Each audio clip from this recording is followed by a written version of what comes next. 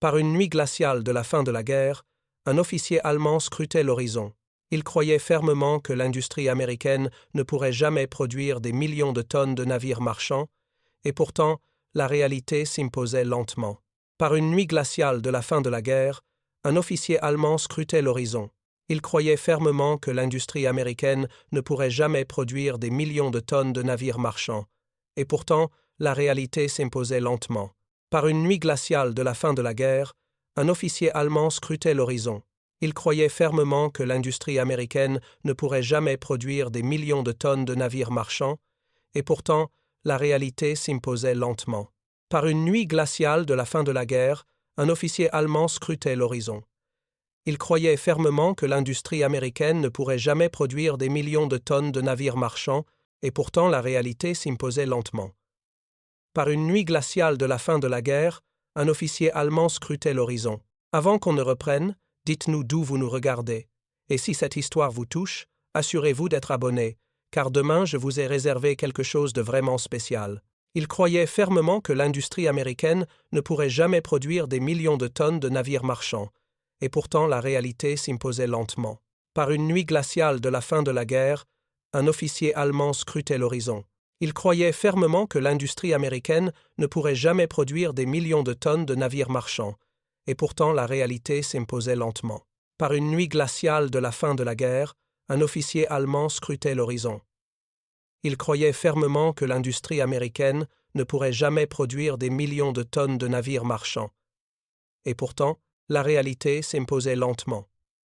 Par une nuit glaciale de la fin de la guerre, un officier allemand scrutait l'horizon.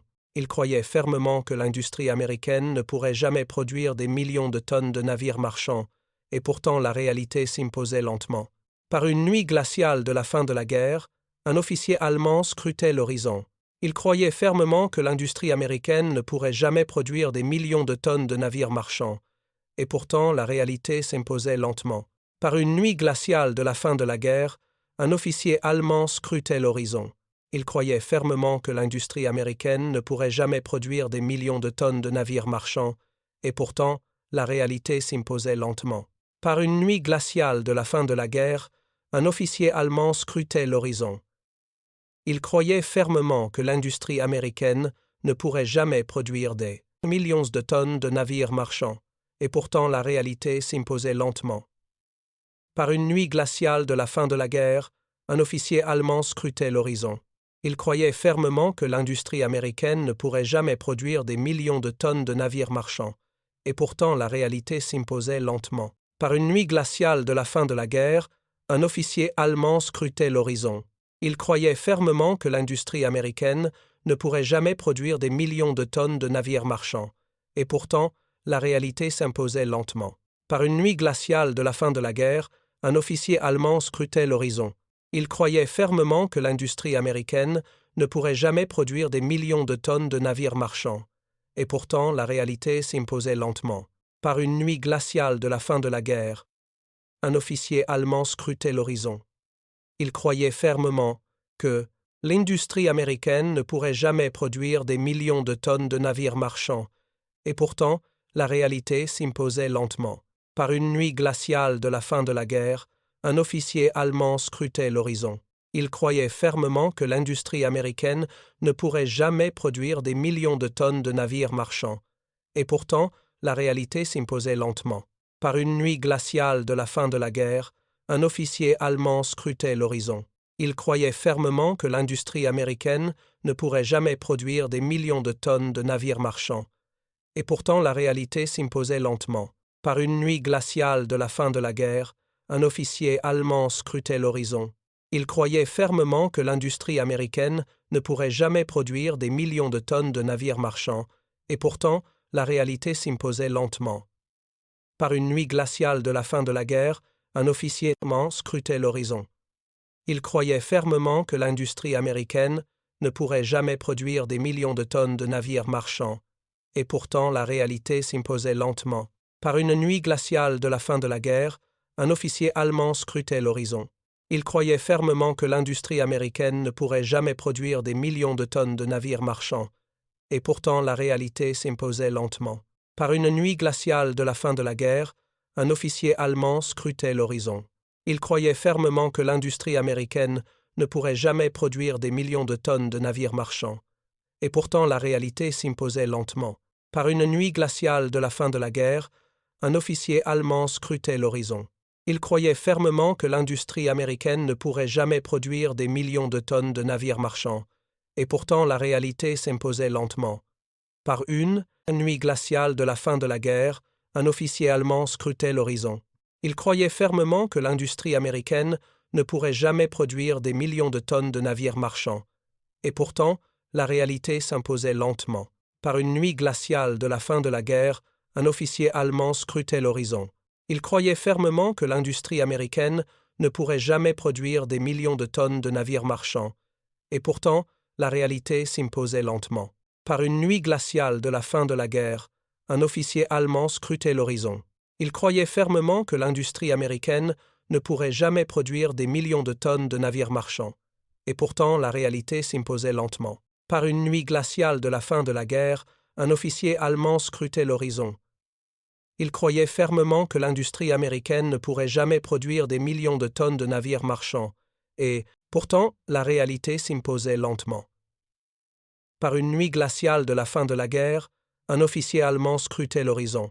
Il croyait fermement que l'industrie américaine ne pourrait jamais produire des millions de tonnes de navires marchands, et pourtant, la réalité s'imposait lentement. Par une nuit glaciale de la fin de la guerre, un officier allemand scrutait l'horizon. Il croyait fermement que l'industrie américaine ne pourrait jamais produire des millions de tonnes de navires marchands, et pourtant la réalité s'imposait lentement. Par une nuit glaciale de la fin de la guerre, un officier allemand scrutait l'horizon. Il croyait fermement que l'industrie américaine ne pourrait jamais produire des millions de tonnes de navires marchands, et pourtant la réalité s'imposait lentement. Par une nuit glaciale de la fin de la guerre, un officier allemand scrutait l'horizon. Il croyait fermement que l'industrie américaine ne pourrait jamais produire des millions de tonnes de navires marchands, et pourtant la réalité s'imposait lentement. Par une nuit glaciale de la fin de la guerre, un officier allemand scrutait l'horizon. Il croyait fermement que l'industrie américaine ne pourrait jamais produire des millions de tonnes de navires marchands, et pourtant la réalité s'imposait lentement. Par une nuit glaciale de la fin de la guerre, un officier allemand scrutait l'horizon.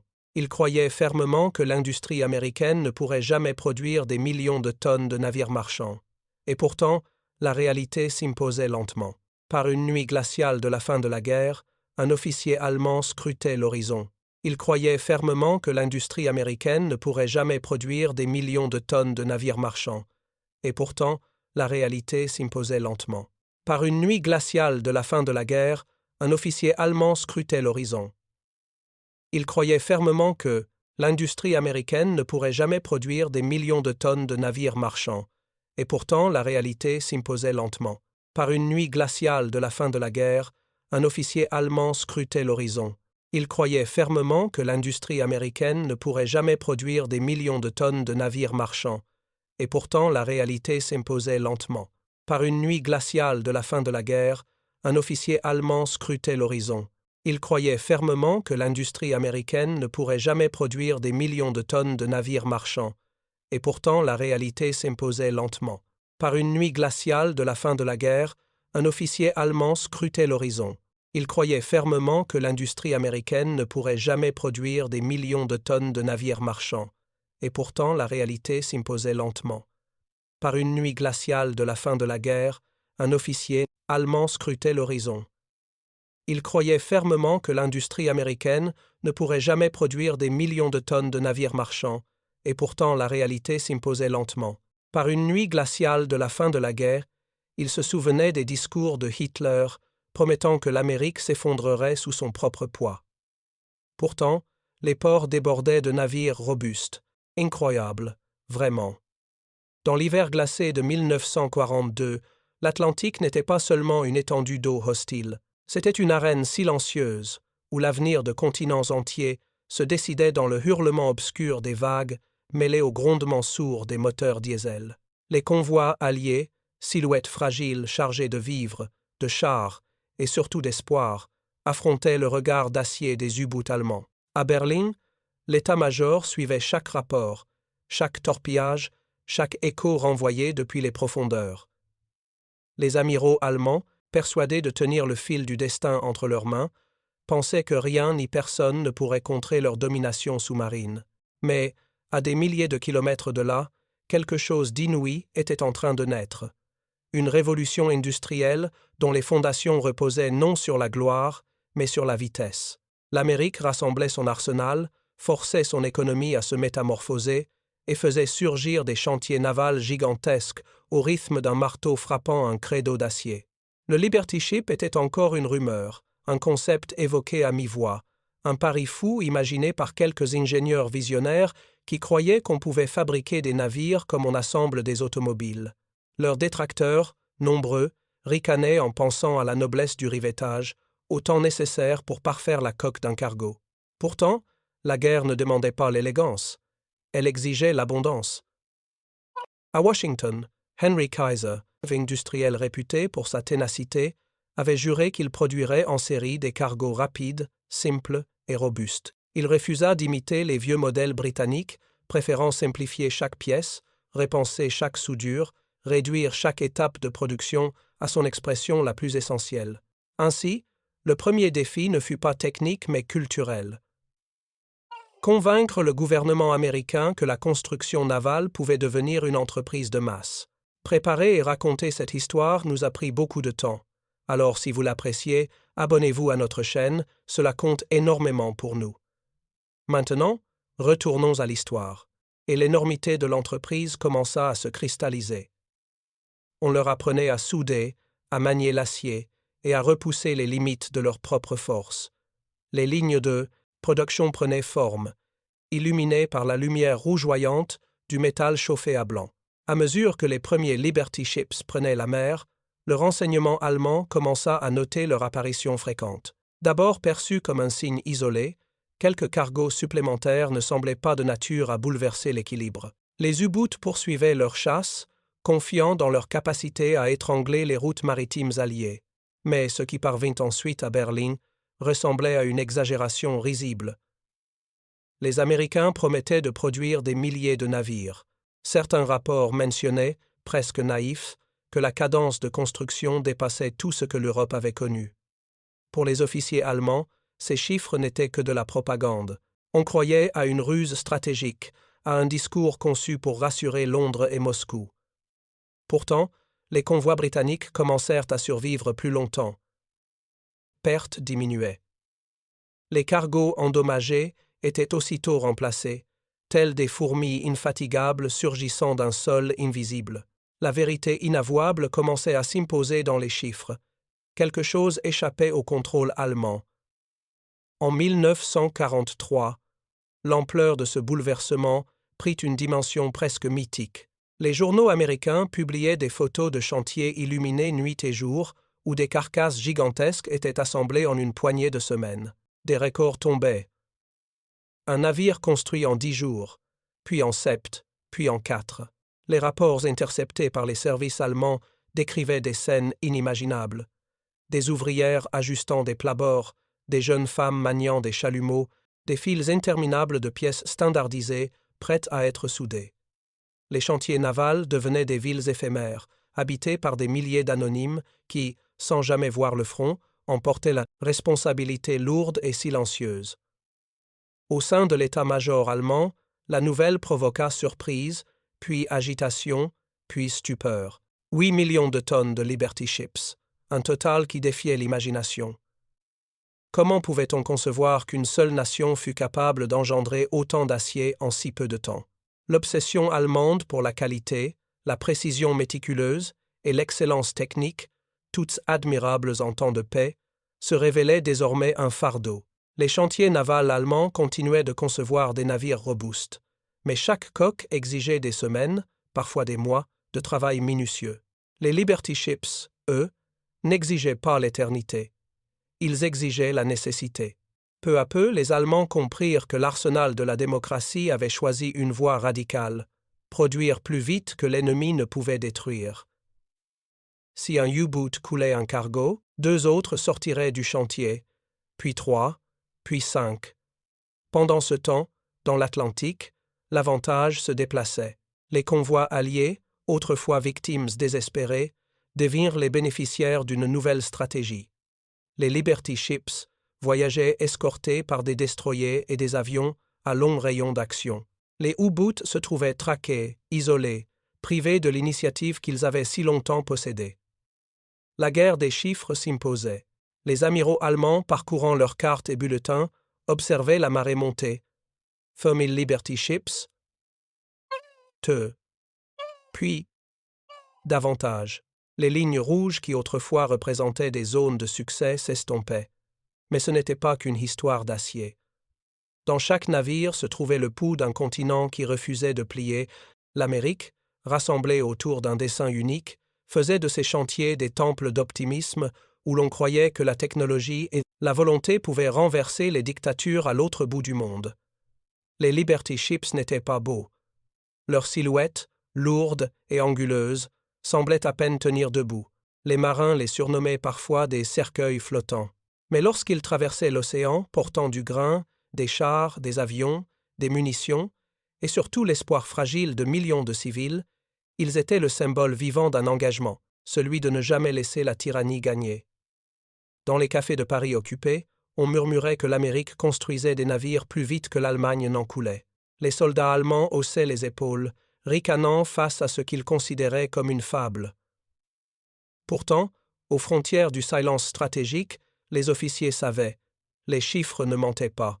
Un rapport interne de 1944 avertissait que l'ennemi disposait désormais d'une réserve apparemment inépuisable de cargo. Les convois arrivaient à destination avec une régularité inquiétante. Les ravitaillements en Afrique du Nord, en Sicile, en Normandie, se succédaient sans rupture. Chaque débarquement témoignait de la puissance logistique américaine. En juin 1944, lorsque les Alliés débarquèrent en Normandie, ils ne le firent pas seulement grâce à leur courage, mais grâce à des milliers de navires dont une grande partie était constituée de Liberty Ships. Sans eux, impossible de transporter les divisions, l'artillerie, les véhicules, les vivres. Les Allemands, observant cette déferlante, comprirent enfin ce qu'ils avaient refusé d'admettre. Ils n'avaient pas seulement perdu une bataille maritime, ils avaient perdu la guerre industrielle. L'usine avait vaincu le sous-marin. La logique allemande, autrefois arrogante, se fissura. Ils avaient cru à leur technologie, à leur discipline, à leur suprématie. Mais ils avaient sous-estimé la capacité de l'Amérique à transformer son économie en une machine de guerre. 8 millions de tonnes de Liberty Ships. Une montagne d'acier qui devint l'instrument d'un tournant historique. Lorsque la reddition allemande fut signée, beaucoup tentèrent de comprendre. Comment un empire forgé dans le feu, armé des ingénieurs les plus brillants d'Europe, avait-il pu perdre face à des cargos jetables? La réponse se trouvait dans les ateliers où de simples mains, jour et nuit, avaient fait naître le miracle. Ce ne fut pas un échec militaire, ce fut un échec d'imagination. Le printemps 1945 seconde étendait sur l'Europe comme une respiration enfin retrouvée. Les villes, autrefois écrasées sous la botte de l'occupation, renaissaient dans un silence fragile, à peine traversé par le bruit des véhicules militaires alliés. Les routes étaient encombrées de colonnes interminables de soldats américains, britanniques, canadiens, français libres, avançant vers l'Est, vers ce qui restait du cœur, du Reich. Les habitants, d'abord incrédules, observaient ces uniformes étrangers déferler sous un ciel vidé d'aigles, portant déjà le parfum d'un monde nouveau. Ce qui n'était pas apparent à leurs yeux, ce qui se cachait sous l'agitation de la libération, c'était la fondation invisible de cette victoire, l'ampleur logistique sans précédent qui avait porté chaque soldat, chaque ration, chaque tonne de carburant jusqu'aux confins de l'Allemagne. Dans les ports alliés, les Liberty Ships déchargeaient sans relâche leur cargaison vitale. Ils arrivaient en file compacte, comme des cours d'eau convergeant vers un même océan d'efforts. Les généraux américains avaient une certitude. La guerre aurait été impossible à soutenir sans la flotte colossale apparue en quelques années. L'industrialisation américaine avait transformé la guerre en un phénomène mathématique. Il ne s'agissait plus seulement de vaincre l'ennemi sur le champ de Soste, par bataille, mais de l'épuiser par un flot continu de ressources. Là où les batailles se gagnaient jadis par la tactique et la bravoure, elles se gagnaient désormais par la logistique. Sur les rives de la Seine, un officier américain contemplait la silhouette d'un Liberty Ship amarré, légèrement cabossé, mais toujours debout. Sa coque portait les cicatrices d'une traversée dangereuse, des impacts d'éclats, des traces de brûlures, des plaques de soudure fraîchement posées. Il songeait à l'ironie de la guerre moderne. Ces navires, construits à la hâte, souvent jugés laids, avaient été plus déterminants que les plus prestigieux cuirassés. En Allemagne, les officiers capturés furent interrogés. Parmi eux, des généraux décrépits, leurs uniformes poussiéreux, racontaient avec une amertume contenue comment leurs calculs s'étaient effondrés. Ils avaient cru que les U-Boot, fleurons technologiques du Reich, briseraient la volonté alliée. Mais ils avaient sous-estimé la prodigieuse capacité de production américaine, sa rapidité, sa simplicité. L'un d'eux, las, aurait murmuré « Nous n'avons jamais cru à ces millions de tonnes. Nous pensions que c'était de la propagande. » Il avait vu ces rapports contredits chaque semaine, chaque mois. Les convois revenaient, encore et encore, comme une marée impossible à repousser. À Londres, Winston Churchill, observant les statistiques de tonnage, aurait décrit les Liberty Ships comme les bâtisseurs silencieux de la victoire. Il savait que, sans eux, la Grande-Bretagne aurait vacillé dès 1941. Sans eux, les rations auraient été insuffisantes, les bombardiers privés de carburant, les divisions affamées. La guerre du tonnage avait été aussi décisive que celle livrée sur les plages, dans les airs et sur les plaines ensanglantées d'Europe. Le débarquement en Normandie, souvent évoqué comme un moment d'héroïsme pur, fut également un exploit logistique. Derrière chaque vague de soldats se trouvait un plan conçu pour alimenter l'offensive des semaines durant. Les Liberty Ships formaient le cœur de cet effort. Ils transportaient chars, blindés, ambulances, vivres, ponts portatifs, outils, carburant. Ils débarquaient parfois au milieu du chaos, exposés à la pluie d'obus, mais ils livraient, toujours. À mesure que les Alliés avançaient, une chaîne invisible les soutenait. Chaque ville libérée n'était qu'une étape sur la longue route vers Berlin. Derrière cette route se trouvaient les ports, les docks, les grues, les entrepôts, tous alimentés par des navires surgissant comme des fantômes chargés de provisions. Le front, loin d'être une idée abstraite, était une bouche affamée que l'industrie américaine nourrissait sans cesse. Dans les bureaux de planification de l'armée américaine, on avait compris que l'acier était devenu le langage de la victoire. La stratégie reposait sur une équation, simple. Si l'on pouvait livrer plus vite que l'ennemi ne détruisait, alors on l'épuiserait. Les Liberty Ships étaient la matérialisation de cette idée. Après la reddition du Reich, l'Europe respirait mal. L'hiver 1945 à 1946 fut rude et les populations civiles souffrirent. Les Liberty Ships, pourtant, continuaient à livrer. Ils apportaient des médicaments, du blé, des vêtements.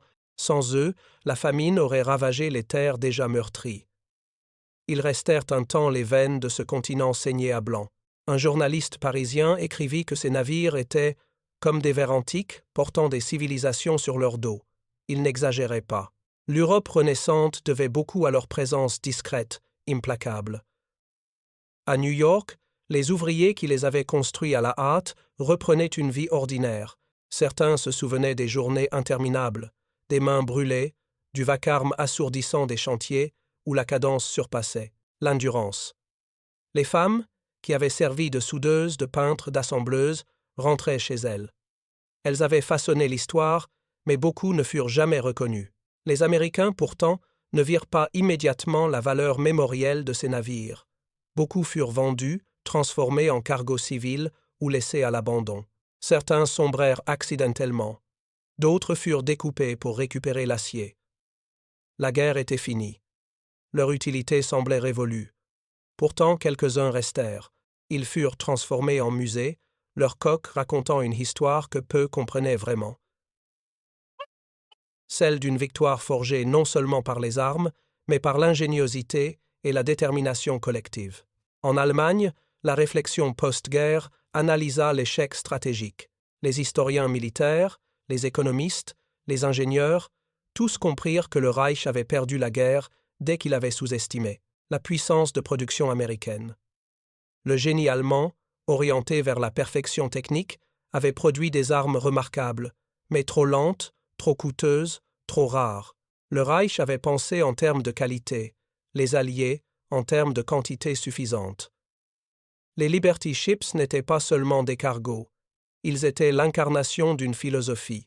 Ils prouvaient qu'un objet imparfait, produit à un rythme insensé, pouvait se révéler plus efficace qu'une machine raffinée. Ils prouvaient que, parfois, la vitesse valait plus que l'élégance. Leur architecture était simple, une coque soudée, un moteur fiable, des cales profondes. Mais cette simplicité les rendait rapides à construire, faciles à réparer, maniables. Leur mission n'était pas de durer éternellement. Leur mission était de servir, encore et encore, jusqu'à la victoire. Les Allemands ne voulurent jamais croire à ces millions de tonnes. Leur scepticisme était presque culturel. Comment un peuple pouvait-il accepter de produire si vite, avec si peu de raffinement? Mais c'était cela, la clé. L'efficacité froide et pragmatique avait surpassé l'idéalisme mécanique. Après la guerre, les généraux allemands écrivirent des mémoires. Certains évoquèrent la surprise qu'ils avaient ressentie en découvrant le nombre de cargos adverses. D'autres, plus honnêtes, reconnurent qu'ils avaient sous-estimé les États-Unis, pas seulement leur force militaire, mais leur capacité à mobiliser une nation entière autour d'un objectif. Les Liberty Ships devinrent des symboles d'une époque où l'impossible devint possible. Sur l'océan Pacifique, ils avaient soutenu la guerre contre le Japon, livrant matériel et hommes jusqu'aux archipels les plus éloignés. Ils avaient bravé les typhons, les attaques kamikazes, les torpilles. Partout où l'Amérique combattit, ils furent là. Avec le temps, une partie d'entre eux se transforma en piliers d'un monde nouveau. Certains participèrent à la reconstruction de l'Europe. D'autres devinrent des cargos marchands sillonnant les routes commerciales du monde. Un petit nombre fut reconverti en navires de transport de migrants, portant famille et espoir vers de nouvelles vies. Les historiens conclurent que la victoire alliée avait été déterminée par plusieurs facteurs, mais le plus décisif demeurait l'approvisionnement continu. Sans les Liberty Ships, la machine de guerre alliée se serait enrayée. Sans eux, la faim aurait ravagé les populations. Sans eux, la reconstruction aurait été lente et incertaine. Aujourd'hui, quelques Liberty Ships subsistent encore, des musées flottants, témoins d'une ère où la détermination humaine pouvait transformer acier et volonté en miracles concrets. Les visiteurs y montent, s'émerveillant devant la simplicité des lieux. Ils apprennent que ces navires modestes ont permis de sauver le monde. Le temps, cependant, efface beaucoup de choses. Les noms des ouvriers ne sont gravés nulle part. Leurs mains ont disparu, mais leurs œuvres demeurent. Chaque tôle soudée, chaque plaque d'acier alignée, chaque journée passée dans le vacarme des chantiers constitue un chapitre invisible dans l'histoire de la victoire. Les généraux allemands, dans leurs derniers jours, repensèrent à cette erreur monumentale. Avoir cru que la guerre se gagnerait uniquement sur le champ de bataille.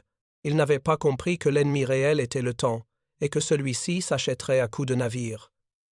Ainsi, le véritable front ne fut pas seulement Omaha, Stalingrad ou El Alamein. Le vrai front fut l'atelier, l'usine, le chantier naval. Dans ces lieux, le destin du monde fut scellé. Chaque coup de marteau résonna comme un défi lancé à la tyrannie. En fin de compte, les Liberty Ships ne furent pas des héros. Ils furent des outils, anonymes, modestes, et pourtant indispensables. Leur existence prouva que la volonté collective pouvait surpasser les idéologies les plus sombres. Le monde actuel, avec sa stabilité relative, doit beaucoup à ces silhouettes d'acier qui traversèrent les mers sans gloire. Leur histoire est celle d'une victoire sans vanité, d'un triomphe silencieux. On dit parfois que l'histoire est écrite par les vainqueurs, mais ici, elle fut écrite par des hommes et des femmes qui, dans le tumulte des usines, forgèrent les clefs de la liberté. Les généraux allemands ne crurent jamais au chiffre impossible de 8 millions de tonnes. Pourtant, cette montagne d'acier prit forme. Elle traversa les océans, elle porta l'espoir, et elle écrasa l'arrogance. Les Liberty Ships furent la preuve qu'une idée simple, portée par une nation entière, pouvait changer le cours du monde. Ils furent la réponse la plus éclatante à ceux qui croyaient le monde figé dans la fatalité.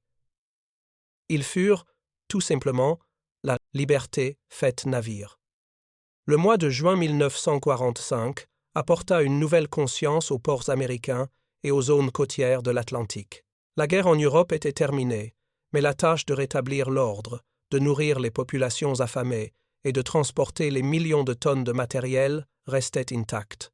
Les Liberty Ships, qui avaient traversé les océans pour approvisionner les Alliés, reprenaient désormais un rôle encore plus crucial: soutenir la reconstruction. Chaque navire qui quittait un quai américain transportait non seulement du matériel militaire usagé, mais aussi des produits essentiels, des céréales aux textiles, des médicaments aux outils industriels, et parfois même des équipes d'ingénieurs et de techniciens chargés de remettre sur pied les infrastructures détruites. À Baltimore, un dockworker nommé Samuel Thompson observait le va-et-vient incessant des cargos. Il se souvenait des longues nuits de 1943-1944, quand les chantiers fonctionnaient sans répit. Les Liberty Ships semblaient alors presque vivants. Ils émergeaient des cales comme des créatures métalliques, nées d'une volonté humaine collective, façonnées par des milliers de mains. Chaque soudure, chaque plaque posée témoignait d'un effort concerté, coordonné par des contremaîtres et des ingénieurs qui avaient dû apprendre à penser en termes de production de masse, dépassant de loin le rythme naturel de l'industrie navale traditionnelle. Samuel se rappelait aussi des critiques des généraux allemands, encore largement diffusées par la presse et les mémoires d'après-guerre. « Ces navires ne dureront jamais. » disait-on, « l'acier se fissura, la vitesse de construction est un pari insensé. » Mais chaque Liberty Ship qui atteignait l'Atlantique prouvait le contraire. Même lorsqu'il heurtait des vagues plus fortes que prévues, des tempêtes imprévisibles ou des patrouilles sous-marines, il résistait. Ces navires avaient été conçus pour être pragmatiques, fonctionnels, robustes dans leur simplicité, et leur endurance matérialisait le génie du concept industriel américain. À New York, dans les bureaux de la Maritime Commission, les statistiques étaient minutieusement consignées. 8 millions de tonnes de fret transportées sur 2 années seulement, un chiffre que même les plus ambitieux observateurs allemands n'auraient pu imaginer. Les chiffres de production n'étaient pas seulement impressionnants, ils étaient révolutionnaires. Chaque mois, plus de 100 navires sortaient des chantiers. Chaque navire transportait en moyenne 10 000 tonnes de matériel. La capacité cumulée dépassait de loin toute estimation militaire allemande et devint rapidement l'argument central des mémoires de nombreux officiers alliés. Ces chiffres, cependant, ne rendaient pas justice à l'expérience humaine derrière la production. Des milliers de femmes et d'hommes travaillaient en équipe, parfois jour et nuit, pour maintenir la cadence. Les femmes, notamment, avaient brisé les barrières traditionnelles. Elles étaient soudées au chantier, au sens propre et figuré, apprenant à manier des torches, à assembler des sections de coques, à peindre des cales et des ponts. Certaines avaient commencé comme secrétaires ou employées de bureau, et, en quelques mois, étaient devenues expertes en soudure et en assemblage industriel. Leurs compétences avaient été indispensables, et leur contribution, bien que longtemps méconnue, s'avérait cruciale pour la réussite du programme. Leur travail, cependant, ne se limitait pas à la production. Elles surveillaient la qualité, identifiant les points de stress dans les coques, anticipant les fissures qui auraient pu apparaître sous l'effet des vagues glaciales de l'Atlantique Nord. Les ingénieurs américains avaient initialement sous-estimé ces contraintes. Ce pointe furent les ouvrières et ouvriers sur le terrain, qui, par l'observation et la pratique, mirent en lumière les ajustements nécessaires. Chaque soudure, chaque séquence d'assemblage respectait désormais une logique stricte, basée sur des tests et des expériences, garantissant que les Liberty Ships survivraient à leur traversée. Dans les ports européens, le rôle de ces navires devint encore plus évident après la fin des hostilités. Le port du Havre, gravement endommagé par les bombardements alliés et allemands, vit arriver des Liberty Ships chargés de ciment, de matériaux de construction et de nourriture. Les dockers locaux, encore traumatisés par l'occupation et la guerre, observaient avec fascination ces navires qui semblaient surgir de nulle part, apportant les ressources vitales pour reconstruire des ponts, des routes et des bâtiments administratifs. Les Liberty Ships étaient devenus le symbole de la continuité alliée, une preuve tangible que la logistique pouvait façonner la reconstruction, tout autant que les décisions politiques ou les opérations militaires. Pendant ce temps, les officiers allemands, dispersés dans des camps de prisonniers, et des villes sous contrôle allié, se trouvaient confrontés à la réalité de leur erreur de jugement. Beaucoup écrivaient dans leurs mémoires que l'incapacité à évaluer correctement la puissance industrielle américaine avait été un facteur déterminant de l'échec du Reich. Les sous-estimations portaient non seulement sur les capacités de production, mais également sur la persistance et la résilience de la main-d'œuvre alliée, capable de transformer en un temps record des idées en réalisations concrètes. Dans les archives militaires américaines, les rapports sur les Liberty Ships soulignent un point récurrent. La guerre moderne ne se gagne plus uniquement sur les champs de bataille, mais aussi dans les usines, sur les docks et dans les chaînes d'assemblage. Chaque tonne de matériel transporté représentait un soldat nourri, un véhicule armé, un pont reconstruit. Les Liberty Ships étaient les artères d'une machine de guerre qui dépassait la simple tactique militaire. Elles incarnaient une stratégie fondée sur la permanence et la constance. À la fin de l'année 1945, certains Liberty Ships furent réaffectés pour des missions civiles, transportant des migrants, des travailleurs humanitaires et du matériel pour la reconstruction. Leurs cales devinrent des symboles d'espoir, et les équipages racontaient souvent que ces missions étaient plus gratifiantes que n'importe quelle opération militaire. Les navires, qui avaient été construits dans la crainte de briser l'ennemi, transportaient maintenant la promesse d'une nouvelle vie pour des milliers de familles. Aux États-Unis, les musées et associations historiques commencèrent à documenter les exploits des chantiers navals. Les noms des ouvriers, des contremaîtres et des ingénieurs furent consignés afin que la postérité comprenne la dimension humaine derrière chaque tonnage transporté. Chaque Liberty Ship était une archive flottante, racontant l'histoire d'une collaboration massive et d'une coordination sans faille. Les matériaux utilisés, les plans originaux, les techniques de soudure et d'assemblage furent soigneusement étudiés par des générations d'ingénieurs, servant de référence pour la construction navale et industrielle moderne. Cependant, au-delà de l'aspect technique, les Liberty Ships portaient un message philosophique.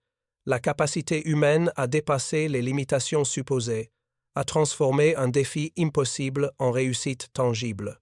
Il démontrait qu'une organisation cohérente, combinée à l'observation minutieuse et à l'adaptation continue, pouvait produire des résultats inédits. Dans ce sens, il représentait une leçon pour les stratégies militaires et économiques contemporaines. L'innovation n'est pas toujours issue des grandes idées abstraites, mais souvent de la persévérance et de l'intelligence pratique. Dans les villes européennes, les habitants reconstruisaient les infrastructures détruites. Les Liberty Ships fournissaient le matériel nécessaire pour ériger des écoles, des hôpitaux et des logements temporaires. Ces actions, bien que modestes à l'échelle stratégique, transformaient la vie quotidienne de millions de personnes. Le simple fait de recevoir des vivres et des outils suffisants à la survie et à la reconstruction devenait une victoire morale et matérielle, consolidant la légitimité des alliés et la confiance des populations. Les historiens contemporains soulignent également l'impact psychologique de ces navires. Les populations civiles, voyant arriver régulièrement des cargaisons, prenaient conscience de la puissance alliée et de sa capacité à maintenir un fort soutenu. Cette constance créait un sentiment de sécurité et de prévisibilité, essentiel dans un monde marqué par le chaos. Les Liberty Ships, en apparence modestes, jouaient un rôle stratégique dans le maintien de la stabilité post-conflit. Au début des années 1946, des conférences internationales furent organisées pour coordonner la reconstruction de l'Europe et du Japon. Les Liberty Ships continuaient à servir de liens tangibles entre continents, transportant des délégués, des documents et du matériel diplomatique. Leur simple présence rappelait que la victoire n'était pas seulement militaire, mais également économique et logistique. La paix, pour autant qu'elle pût être durable, dépendait de la capacité à maintenir ces flux continus. Dans les mémoires des anciens soldats, les Liberty Ships occupent également une place particulière. Beaucoup évoquent les traversées transatlantiques comme un moment clé. Elles offraient un répit, un temps de réflexion, et surtout, un aperçu concret de la capacité américaine à soutenir ses forces. Le moral des troupes, souvent dépendant de la régularité des approvisionnements, fut directement influencé par ces navires. Chaque cargaison livrée était une preuve tangible que l'effort de guerre, malgré ses horreurs, avait un sens et une continuité. Les ingénieurs qui avaient participé à la conception et à la production des Liberty Ships écrivirent plus tard que leur succès reposait sur 3 piliers: la standardisation, la formation rapide des ouvriers et l'adaptation constante face aux défis rencontrés. La standardisation permettait de produire en masse, la formation assurait la qualité, et l'adaptation garantissait la résilience face aux conditions imprévisibles de l'océan et de la guerre. Ce trio s'avéra être une leçon universelle pour toute entreprise humaine ambitieuse.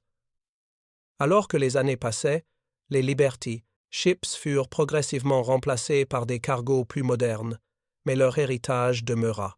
Chaque nouveau navire, chaque nouvelle technique de production, se référait aux enseignements tirés de ces expériences extraordinaires. Les archives conservées dans les bibliothèques maritimes et les musées continuèrent à témoigner de l'importance d'une coordination à grande échelle, d'une observation minutieuse et d'une persévérance inébranlable. En conclusion, les Liberty Ships ne furent pas seulement des navires. Ils furent des instruments de transformation, liant production industrielle et efforts humanitaires, combats militaires et reconstruction civique. Les généraux allemands, qui n'avaient jamais cru à cette production massive, restèrent à jamais surpris par la puissance invisible que représentait un flot continu de cargaisons. Ces navires rappellent que la guerre ne se gagne pas uniquement avec des stratégies brillantes ou des armements sophistiqués, mais aussi avec l'ingéniosité, la détermination et la capacité à mobiliser des millions d'individus autour d'un objectif commun. Le récit des Liberty Ships demeure un exemple intemporel de ce que l'humanité peut accomplir lorsque la vision, la discipline et l'effort collectif convergent vers un but commun. Et ainsi, dans le silence des ports modernes, sur les quais où quelques-uns d'entre eux reposent encore, les Liberty Ships racontent leur histoire, celle de la constance, de la résilience et de la victoire silencieuse d'une nation entière, capable de transformer l'acier en espoir, la production en liberté et la persévérance en triomphe durable. Les années qui suivirent la fin de la guerre révélèrent pleinement l'impact durable des Liberty Ships. Même après le dernier voyage transatlantique, leur héritage ne se mesurait pas uniquement en tonnes transportées, mais en vie soutenue et en infrastructures reconstruites.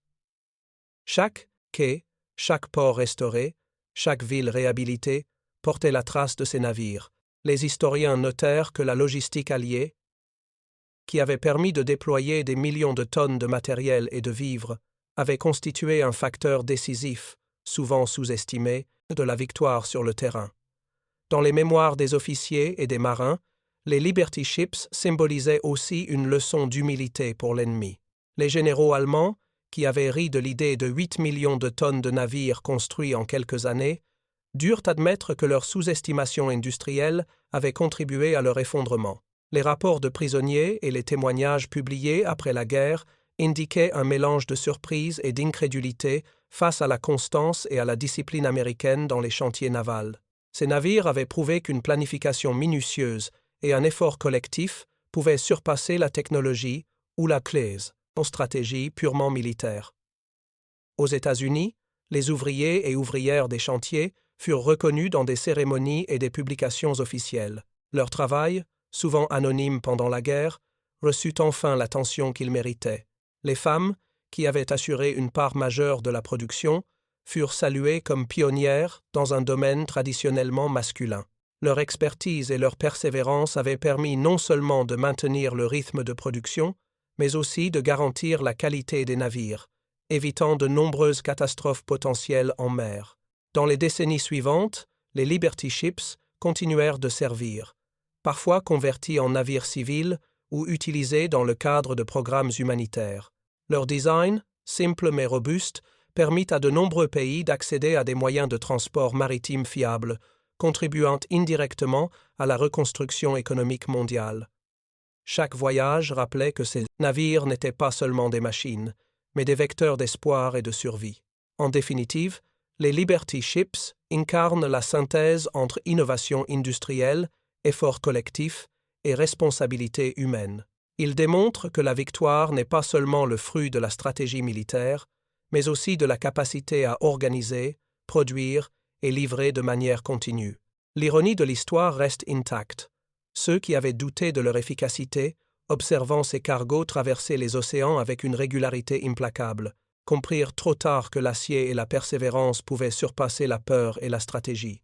Aujourd'hui, Ces navires restent un témoignage silencieux de ce que l'ingéniosité humaine peut accomplir lorsqu'elle est guidée par un objectif commun, rappelant à chaque génération que la détermination et la collaboration peuvent transformer l'impossible en réalité tangible. À suivre, 2 autres histoires exceptionnelles vous attendent juste à l'écran. Si celle-ci vous a plu, ne passez pas à côté des prochaines. Cliquez et allez les découvrir. Et n'oubliez pas de vous abonner et d'activer la cloche de notification pour ne manquer aucune de nos prochaines vidéos.